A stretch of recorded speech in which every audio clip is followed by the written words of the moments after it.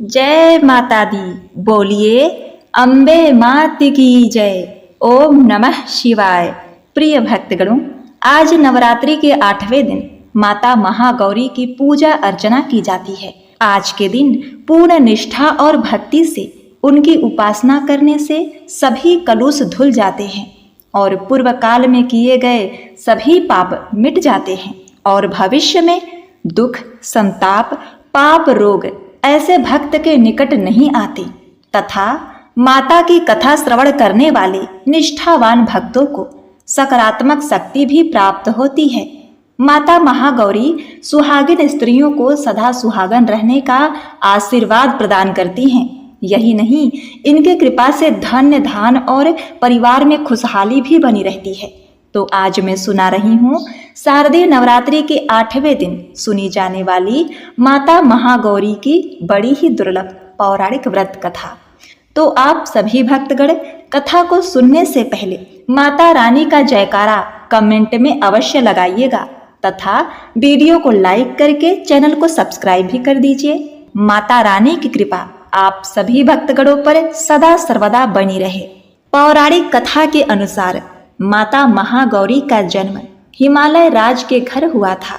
भगवान शिव जी अपनी पहली पत्नी देवी सती के मृत्यु के कारण गहरी तपस्या में ध्यान में चले गए थे। भगवान शिव ने अपने ध्यान से बाहर आने से इनकार कर दिया। कई वर्षों तक सभी सांसारिक मामलों से दूर रहे। इसी बीच तारकासुर नामक एक बहुत ही दुष्ट राक्षस देवताओं को परेशान कर रहा था। देवताओं के अनुरोध करने पर देवी सती ने हिमालय की पुत्री माता शैलपुत्री के रूप में जन्म लिया। उन्हें माँ पार्वती भी कहा जाता था। माता पार्वती ने भगवान शिव को पाने के लिए कठोर तपस्या किया। उन्होंने सभी सांसारिक सुखों को भी त्याग दिया था। चूंकि वह राजकुमारी थी, लेकिन उन्होंने राजकुमारी की तरह रहना स्वीकार नहीं किया और बिना अन्न जल ग्रहण किए उन्होंने शिव जी की घोर तपस्या की। कहा जाता है माँ पार्वती की घोर तपस्या के कारण ही उन्हें माँ ब्रह्मचारिणी के नाम से जाना जाने लगा।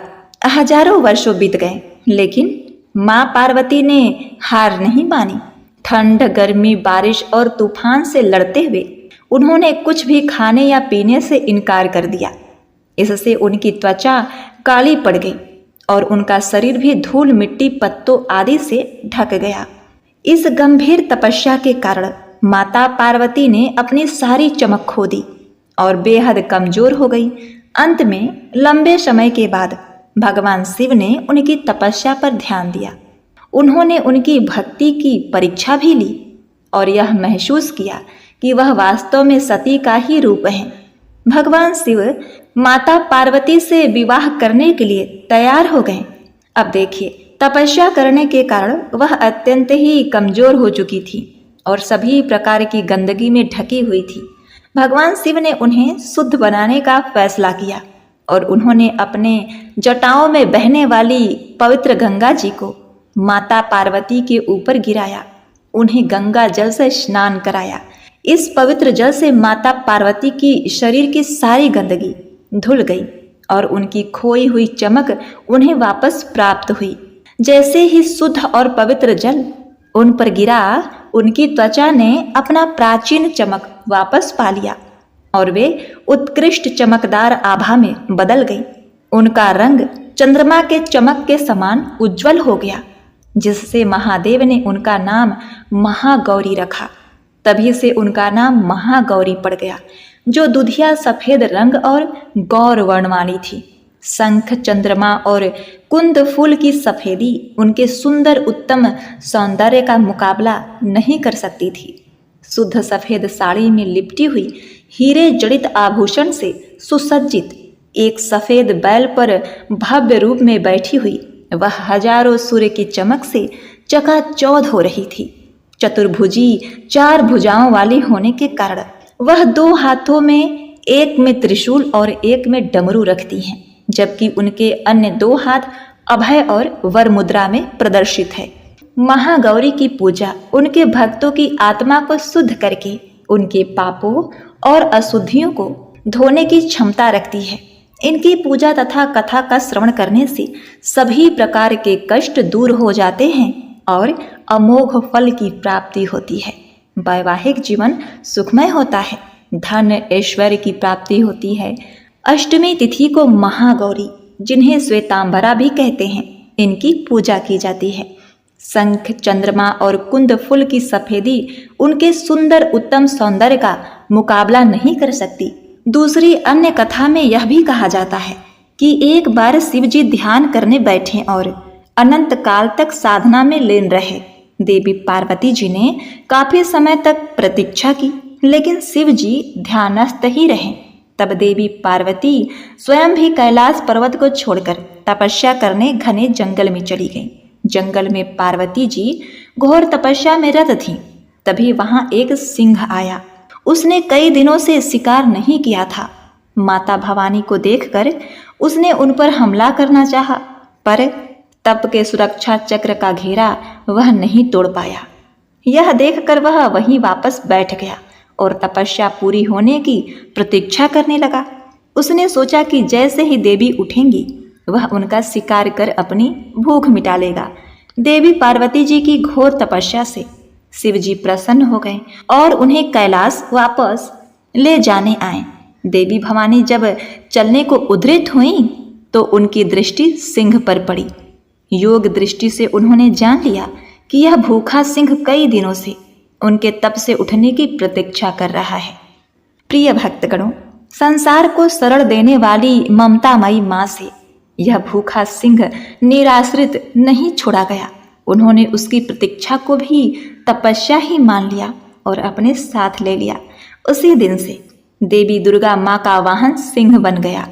शुद्ध सफेद साड़ी में लिपटी हुई हीरे जड़ित आभूषण से सुसज्जित एक सफेद बैल पर भव्य रूप में बैठी हुई माता महागौरी हजारों सूर्यों की चमक से चकाचौंध हो रही होती हैं, जो चतुर्भुजी होती हैं। तो प्रिय भक्तगणों, नवरात्रि में महाअष्टमी के दिन जब तक माता वैष्णो देवी की कथा का श्रवण नहीं किया जाए, तब तक वह अष्टमी व्रत कथा अधूरी ही होती है। माता पार्वती, माता लक्ष्मी और माता सरस्वती के संयोग से माता वैष्णो जी की उत्पत्ति हुई थी। तो आइए माता वैष्णो जी की कथा का श्रवण करते हुए माता महागौरी की इस व्रत कथा को संपूर्ण करते हैं और माता की असीम कृपा प्राप्त करते हैं। त्रेता युग की बात है। दक्षिण भारत के रामेश्वरम में समुद्र तट पर एक सुंदर गांव था। रत्नाकर पंडित यहीं रहा करते थे। रत्नाकर शिव जी और माँ आदि शक्ति के बड़े भक्त थे। गांव शहर में रत्नाकर का तो बड़ा ही सम्मान था, परंतु उन्हें कोई संतान नहीं थी। रत्नाकर की पत्नी सदैव माँ आदि शक्ति से संतान की गुहार लगाया करती थी। उन्होंने लगातार कई वर्षों तक माँ की पूजा अर्चना कई सालों तक की।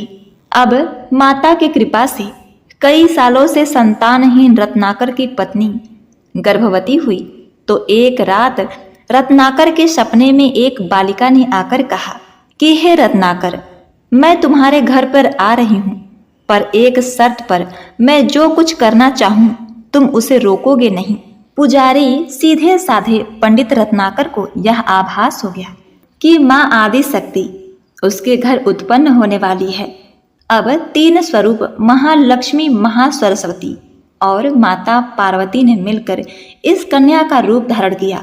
नियमित समय पर इस कन्या का जन्म हुआ। रत्नाकर को यह पता चल गया था कि यह कन्या माँ आदि शक्ति ने धर्म की रक्षा के लिए प्रकट की है।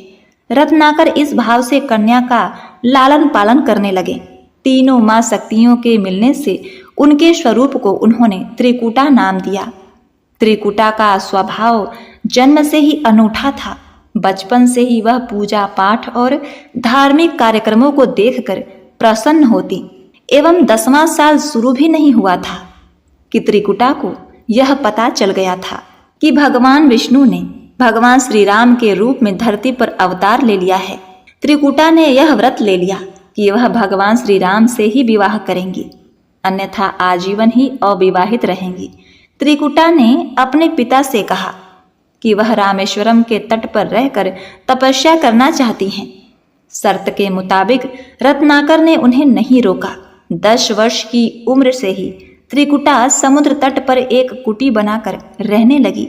वह भगवान श्री राम को पति मानकर उनके लिए कठोर तप करने लगी।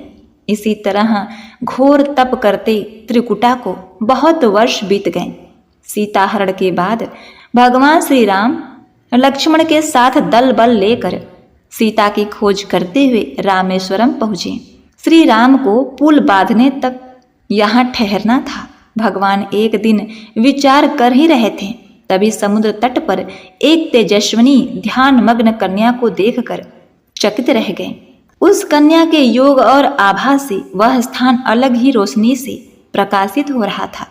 भगवान श्री राम कौतूहलवश उस कन्या के तपोस्थल तक गए और प्रभु ने उस कन्या से पूछा, हे देवी, तुम कौन हो और इतनी कम उम्र में इतना कठोर तप क्यों कर रही हो? ऐसी क्या अभिलाषा है जिसके लिए ऐसा घोर तप करने को विवश हो गई?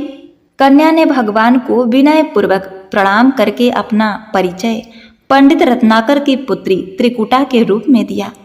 फिर अपनी प्रतिज्ञा बताई। त्रिकुटा समझ गई थी कि उनके सामने साक्षात भगवान श्री राम ही खड़े हैं। इसीलिए उन्होंने निवेदन किया कि हे प्रभु, आप मुझे पत्नी के रूप में स्वीकार कर लीजिए। लेकिन इस पर भगवान श्री राम ने कहा, यह संभव नहीं है देवी।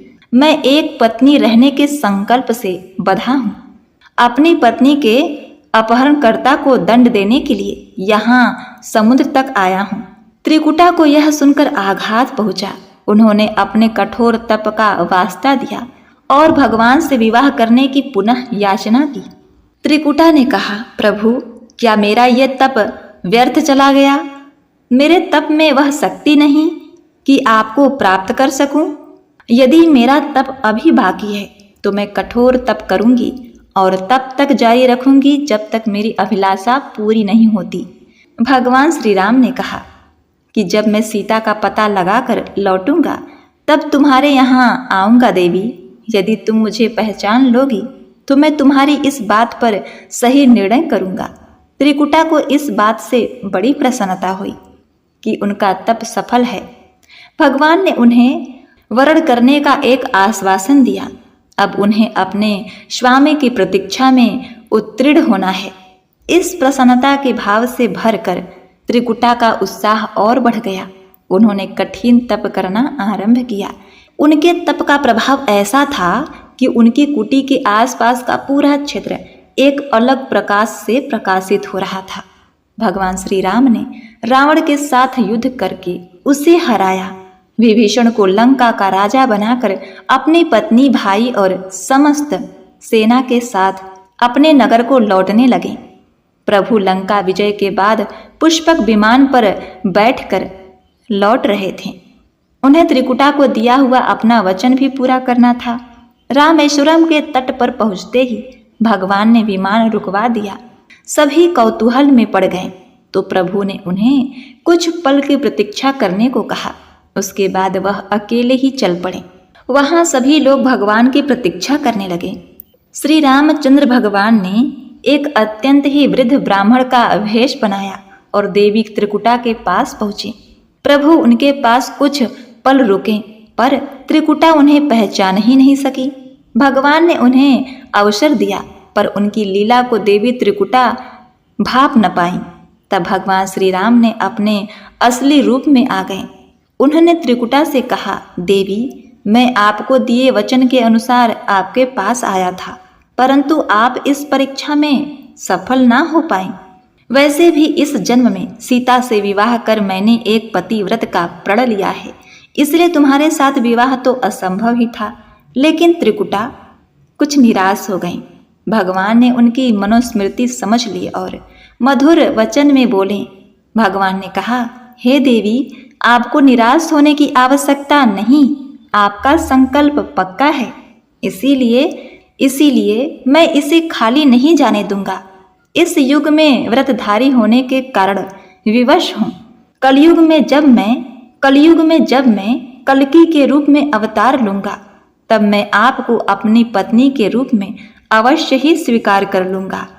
तब तक आप हिमालय स्थित त्रिकूट पर्वत पर जाकर तप करो और मेरे अवतार की प्रतीक्षा करो। भगवान ने उन्हें वरदान देते हुए कहा, तुम भक्तों के कष्ट और दुखों को नष्ट करते हुए संसार का कल्याण करती रहो। विष्णु का अंश होने, उनके काल में अवतरित होने तथा विष्णु पूजा होने के वजह से यह संसार आपको माता वैष्णो देवी के रूप में पूजेगी। कलयुग में जो भी भक्ति भाव से तुम्हारी पूजा अर्चना करेंगे उन्हें तुम सर्वश्रेष्ठ वर प्रदान करोगी। भगवान श्री राम वरदान देकर चले गए। माता वैष्णो देवी इस वचन से अत्यंत ही प्रसन्न थीं। उन्होंने प्रभु के आदेश अनुसार संसार के कल्याण का संकल्प किया।